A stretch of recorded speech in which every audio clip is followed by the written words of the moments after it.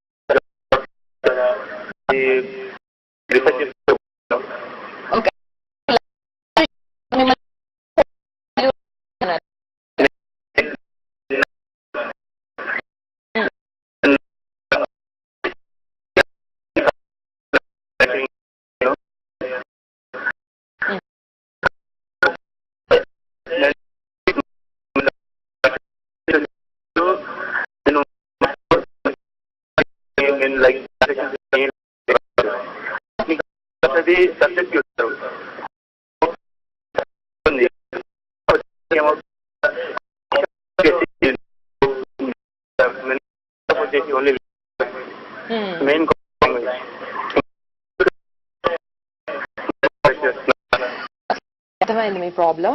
మీరు ఇప్పుడు ఈ లాంగ్వేజ్ స్కిల్స్ డెవలప్ చేసుకోవటం ఎలాగా?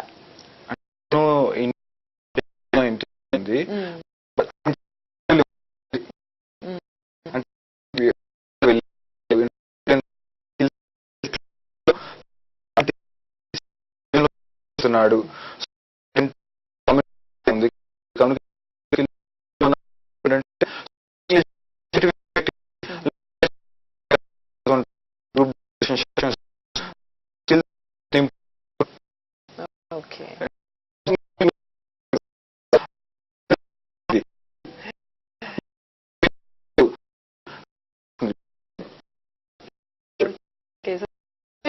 చెప్పినట్టుగా మీరు కొంత మీ పర్సనాలిటీ చేసుకునే కోణంలో, కమ్యూనికేషన్ స్కిల్స్ డెవలప్ చేసుకునే కోణంలో చాలా చేస్తున్నారు కోర్సు.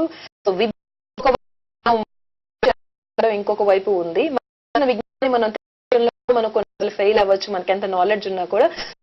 మాకున్నట్టుంది మీరు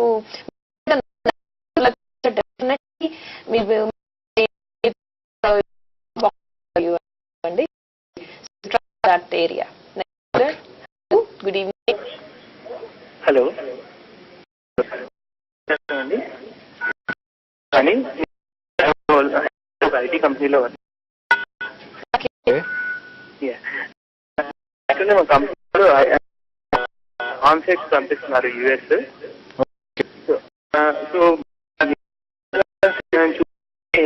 కొంతమంది కొలీగ్స్ అనడం జరిగింది.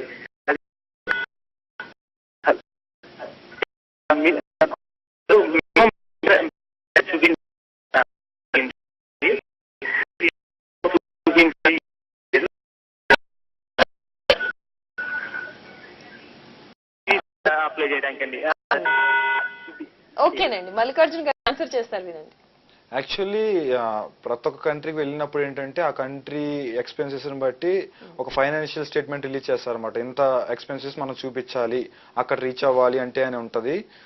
మీరు ఫైనాన్షియల్ ఏదైనా సపోర్టివ్ డాక్యుమెంట్స్ కావాలి అంటే ఏంటంటే కన్సల్టెన్సీ కాల్ చేయండి.